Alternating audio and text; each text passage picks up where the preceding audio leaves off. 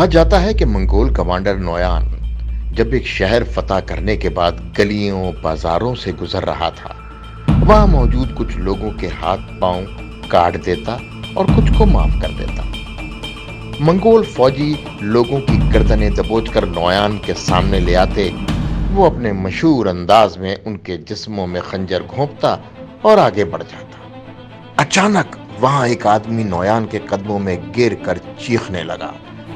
سپاہیوں کے اٹھانے پر وہ شخص نویان سے بولا، حضور، میرے جرم اتنے زیادہ ہیں کہ آپ چاہتے ہوئے بھی معاف نہیں کر سکتے۔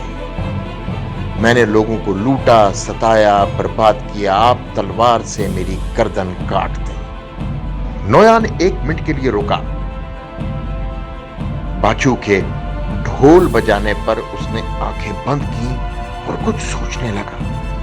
پھر اچانک اس نے تلوار آدمی کی گردن پر رکھتے ہوئے کہا، سپاہیوں، کیا دنیا میں ایسا کوئی ہے جو اس مجرم کو بچا سکے؟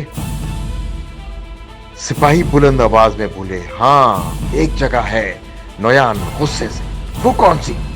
سپاہی، لاہور ہائی کورٹ۔